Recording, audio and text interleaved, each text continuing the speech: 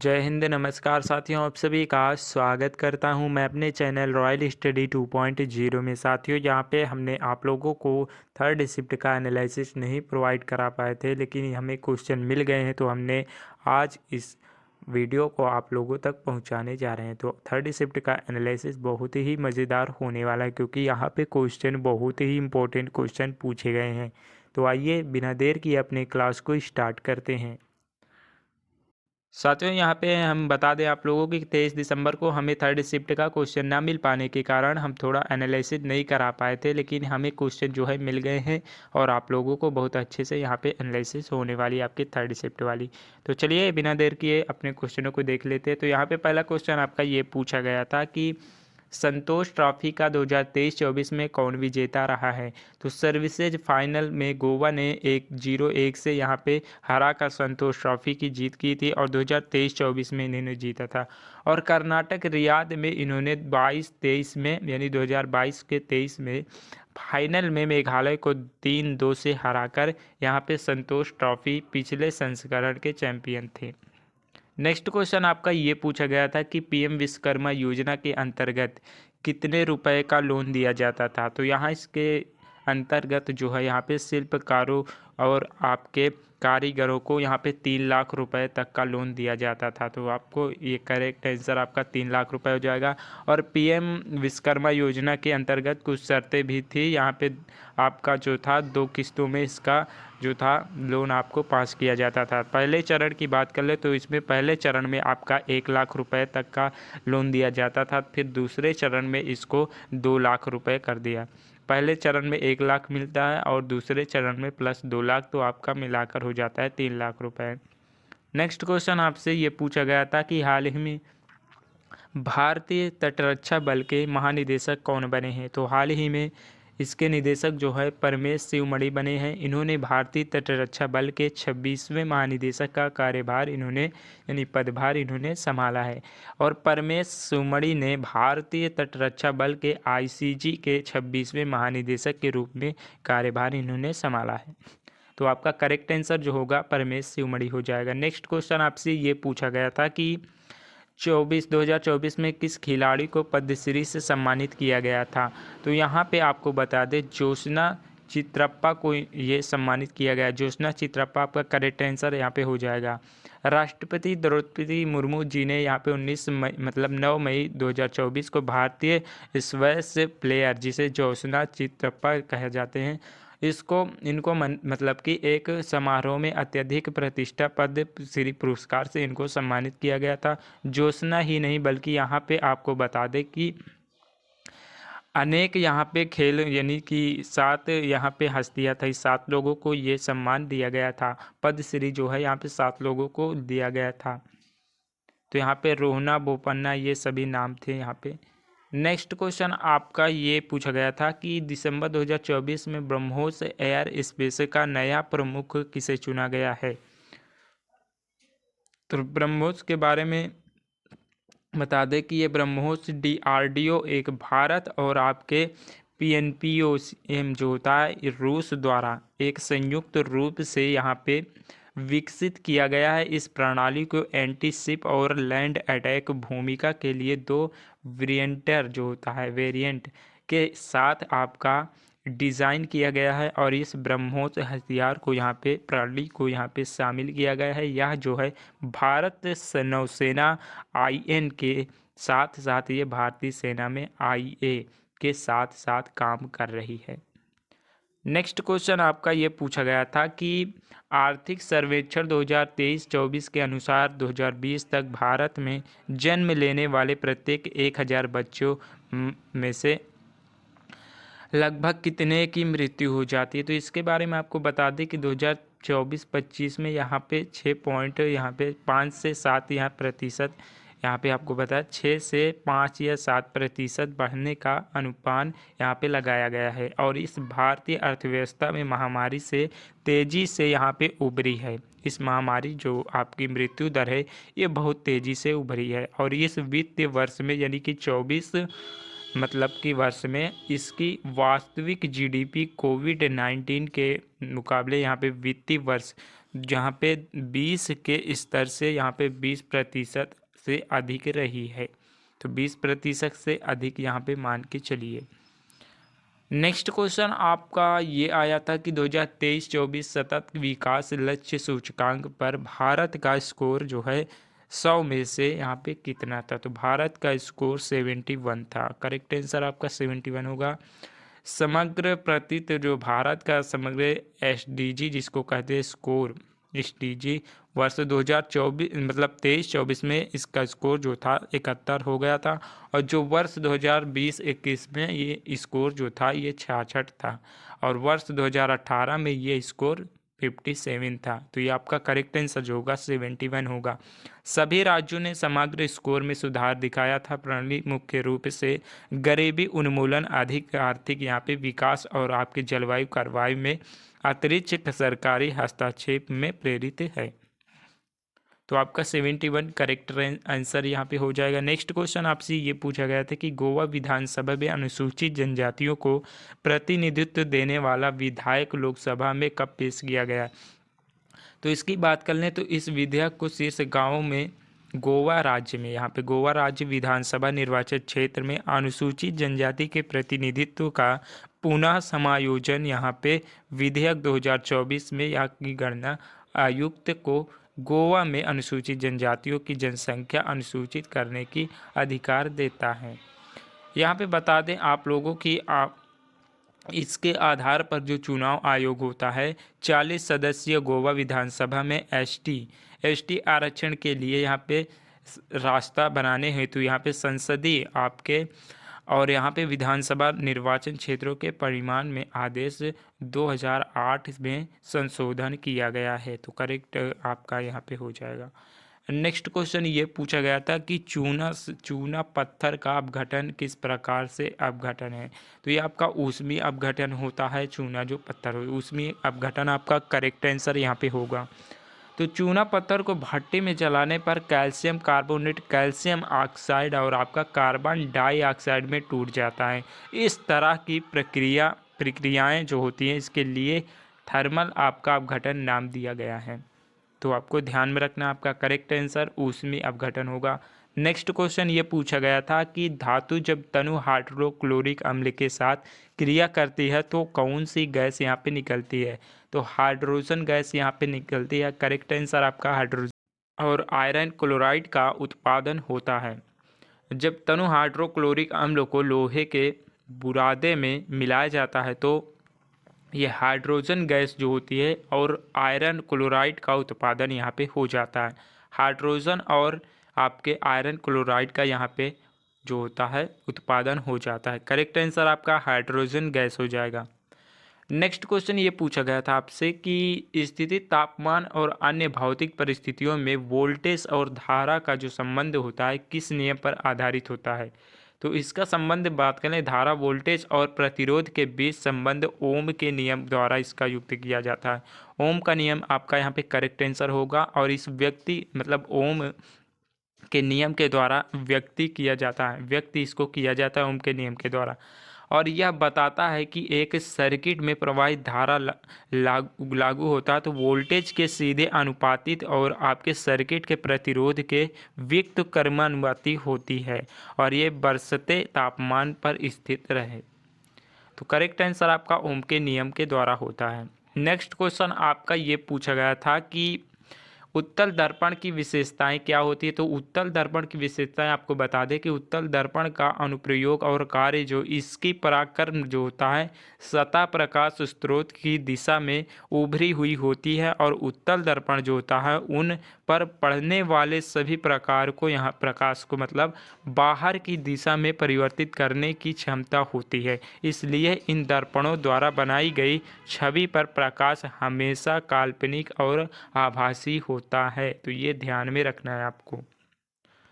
Next question ये पूछा गया था कि आरबीआई के अनुसार वर्तमान में रेपो दर कितना है। तो वर्तमान की रेपो दर की बात कर ले तो आरबीआई के अनुसार 3.35% रेपो दर है। तो यह करेक्ट आंसर आपका 3.35 हो जाएगा। नेक्स्ट क्वेश्चन ये पूछा गया था कि अपचयन अभिक्रिया क्या होती है। तो अपचयन अभिक्रिया एक आपकी अपचयन अभिक्रिया जो होती है एक प्रकार की रासायनिक प्रक्रिया होती है, और यह जिसमें दो स्पीसीज जो होते हैं इसके बीच इलेक्ट्रॉनों का स्थानांतरण होता है। और अपचयन और आपका उपचयन ये अभिक्रियाएं जो होती हैं कोई एक रासायनिक अभिक्रिया है जिसमें एक अणु परमाणु या आयन की ऑक्सीकरण संख्या एक इलेक्ट्रॉन ग्रहण करने पर या खोने से बदल जाती है। तो आपको ये ध्यान में रखना है।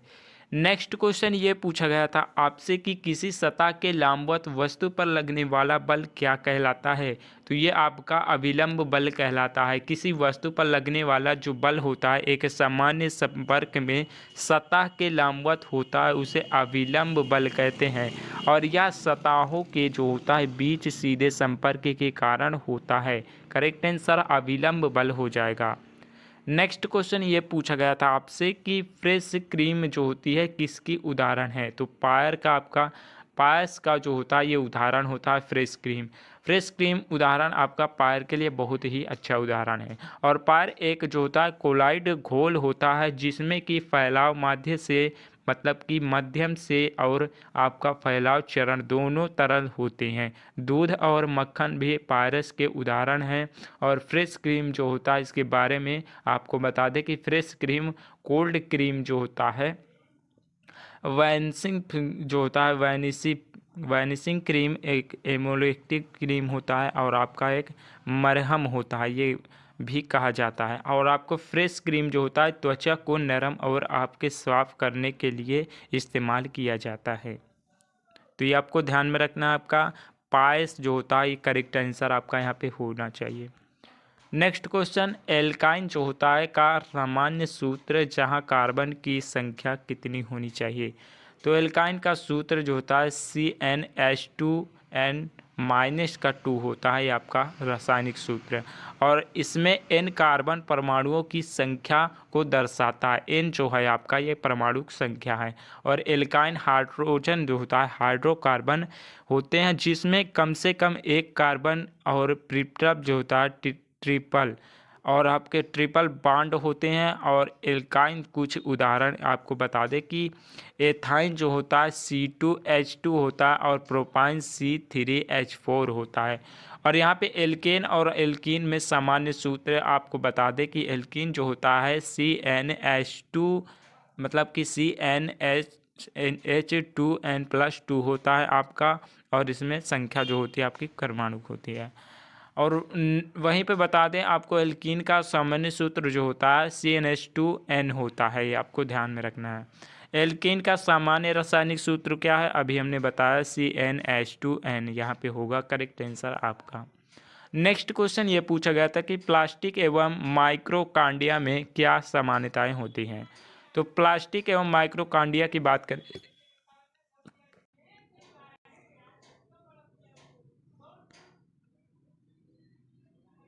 यहाँ पे माइक्रोकांडिया और क्लोरोप्लास्ट जो होता है दोनों ही कोशिकाओं के अंग होते हैं और ऊर्जा जो होता है उत्पादन में महत्वपूर्ण भूमिका निभाते हैं। और मोटोकैड्रिया जो होता है और क्लोरोप्लास्ट दोनों ही डबल मेम्ब्रेन से घिरे होते हैं, ये ध्यान में रखना है आपको। नेक्स्ट क्वेश्चन आपका ये पूछा गया था कि मुंह और ग्रस नली में कौन सा ऊतक होता है। मुंह और ग्रस नली में आपको बता दें कि आपका पपड़ीदार उपकला जो होता है मुंह की ग्रसनली और आपके अस्तर में पपड़ीदार उपकला के साथ रीढ़ होते हैं। और रोमक जो होता है ये उपकला श्वसन पथ और आपके गर्भाशय नाल पर मौजूद जो पतली बाल जैसी एक रचनाएं होती हैं जो शरीर से आपके बाहर कणों की गति में मदद करती हैं। तो आपका यहाँ पे पपड़ीदार उपकला हो जाएगा करेक्ट आंसर। नेक्स्ट क्वेश्चन ये आया था कि आपका यहाँ पे इनमें से कौन सी धातु तनु नाइट्रिक अम्ल से अभिक्रिया करके आपका हाइड्रोजन देता है, मतलब कि तो आपका मैग्नीशियम हो जाएगा और मैग्नीज हो जाएगा। ये दोनों धातुएं जो आपके तनु नाइट्रिक अम्ल से 1% नाइट्रिक एसिड जो होता है इसके साथ अभिक्रिया करके हाइड्रोजन गैस मुक्त करती हैं। तो आपका मैग्नीशियम और मैग्नीज हो जाएगा करेक्ट आंसर, जो कि हाइड्रोजन गैस बनाती हैं। तो हाइड्रोजन गैस आपका करेक्ट आंसर यहाँ पे होगा। नेक्स्ट क्वेश्चन, उत्सर्जी के बारे में कौन सा आपका ऑप्शन गलत था? तो यहाँ पे आपके ऑप्शन में जो मूत्र मार्ग और युग्मक था, ये आपका करेक्ट आंसर यहाँ पे होगा। नेक्स्ट क्वेश्चन, रक्त का कौन सा घटक थक्का जमने नहीं देता? तो प्लेटलेट्स जो होता है ये आपका रक्त का थक्का नहीं जमने देता है। प्लेटलेट्स आपका करेक्ट आंसर यहाँ पे होगा। नेक्स्ट क्वेश्चन, विभुज्योतक जो ऊतक में उपस्थित अंग कौन सा है? तो उपस्थित अंग की बात करते हैं तो यहाँ पे विभुज्योतक जो होता है, जिसे मेरिस्टेमेरिक जो कहते हैं, ऊतक की कोशिकाएं बहुत ही सक्रिय होती है। इसमें घने कोशिका द्रव्य, पतली सेल्यूलोज रोटर दीवारें और आपके प्रमुख केंद्रीकृत होती हैं। उनमें आपके रिक्तिका का उद्भव जो होता है उस क्षेत्र के आधार पर जहाँ पर उपस्थित होते हैं। विभाज्योतक ऊतकों में इसे शीर्षस्थ जो पार्श्वर्स आपके होते हैं अंतःवैर्षी और मेस्टिमेप के रूप में ये वर्गीकृत किया जाता है। तो ये आपका करेक्ट आंसर यहाँ पे हो जाए। नेक्स्ट क्वेश्चन आपसे ये पूछा गया था कि ठोस कार्बन डाइऑक्साइड को सीधे गैस में बदलने के लिए आपको केवल कितने वायुमंडलीय दाब की आवश्यकता होगी? तो यहाँ पे ठोस कार्बन डाइऑक्साइड को सूखी बर्फ़ भी कहते हैं, ये आपको ध्यान में रखना है। इसलिए कहते हैं क्योंकि यह जो होता है सामान्य बर्फ़ की तरह यह ठोस द्रव्य में परिवर्तित नहीं होता, इसलिए इसे सूखी बर्फ़ कहते हैं। बल्कि ये जो वायुमंडलीय दाब में 78.7 यहाँ पे डिग्री सेंटीग्रेड पर, इस तापमान पर इसको ठोस से सीधे गैस में परिवर्तित किया जा सकता है। तो आपका 78.7 डिग्री सेंटीग्रेड करेक्ट आंसर यहाँ पे हो जाएगा। नेक्स्ट क्वेश्चन ये पूछा गया था कि सूर्य से किरणें अवतल दर्पण के सामने 30 सेंटीमीटर की दूरी पर अभिसरी होती हैं और एक वस्तु को कहाँ रखा जाना चाहिए ताकि उसके प्रतिबिंब का आकार वस्तु के आकार के बराबर हो? तो यहाँ पर आपका करेक्ट सेंटीमीटर 60 सेंटीमीटर आंसर होगा। यहाँ पे जो फार्मूला लगेगा R=2F लगेगा साथियों। नेक्स्ट क्वेश्चन यहाँ पे ये पूछा गया था कि टिंडल प्रभाव के कारण यहाँ पे पश्चात वर्णों के प्रकीर्णन द्वारा क्या ज्ञात किया जा सकता है? तो यहाँ पे टिंडल प्रभाव को तब देखा जा सकता है जब प्रकाश प्रकीर्णन करने वाले कण पदार्थों को अन्यथा प्रकाश संचारण माध्यम से फैलाया जाता है। जहाँ एक व्यक्तिगत कण का व्यास जो होता है 40 से माइनस यहाँ पे 900 एनएम की सीमा में होता है, जो दृश्य प्रकार की तरंगदैर्घ्य से 400 से आपके 750 एनएम से थोड़ा नीचे हो या फिर उसके करीब होता है, तब ये होता है। करेक्ट आंसर यहाँ पे। नेक्स्ट क्वेश्चन ये पूछा गया था आपसे कि प्रेशर से जो बदलाव करने से निम्न में से किस में बदलाव होता है? तो ठोस अवस्था में बदलाव होता है। करेक्ट आंसर यहाँ पे ठोस अवस्था हो जाएगा। नेक्स्ट क्वेश्चन एक ये पूछा गया था कि ग्लूकोज में कितने परमाणु होते हैं? तो ग्लूकोज में 24 परमाणु होते हैं। करेक्ट आंसर आपका 24 हो जाएगा। एक साधारण चीनी वैश्विक स्तर पर कार्बोहाइड्रेट का सबसे प्रचुर रूप, इसमें एक एल्डिहाइड समूह और आपका 6 कार्बन परमाणु होते हैं। इनका आणविक सूत्र C6H12O6 होता है आपका ग्लूकोज का सूत्र। नेक्स्ट क्वेश्चन ये पूछा गया था कि सूर्य से किरणें अवतल दर्पण के सामने 30 सेंटीमीटर की दूरी पर रखी जाती है, अभिसरी होती है, या एक वस्तु को कहाँ पर रखा जाना चाहिए ताकि वो उसके प्रतिबिंब का आकार का वस्तु के आकार के बराबर बने? तो यहाँ पे आपको ये सूत्र लगाना चाहिए, R=2F यहाँ पे होता है। तो R= यहाँ पे आपका F जो दिया है यहाँ पे, मतलब कि यहाँ पे F आपका 30 सेंटीमीटर दिया है, तो यहाँ पे इसको 2F इंटू यहाँ पे कर लेंगे और यहाँ पे F की जगह पे हम यहाँ पे 30 कर लेंगे। 2 इंटू 30 यहाँ पे करेंगे तो यहाँ पे आपका रेडियस जो निकल के आएगा यहाँ पे 60 सेंटीमीटर आपका यहाँ पे आ गया। तो 60 सेंटीमीटर आपका यहाँ पे करेक्ट आंसर यहाँ पे हो जाएगा। नेक्स्ट क्वेश्चन आपसे ये पूछा गया था कि जो आपका यहाँ पे 20 ग्राम नमक को 80 ग्राम जल में घोलने पर इसकी सांद्रता क्या होगी। तो यहाँ पे आपका जो करेक्ट आंसर होगा वो 7.14 आएगा। यहाँ पे करेक्ट आंसर हमने सूत्र यहाँ पे आप लोगों के लिए प्रोवाइड करा दिया, आप लोग यहाँ पे न्यूमेरिकल लगा सकते हैं साथियों। आपका 7.14 आएगा करेक्ट आंसर।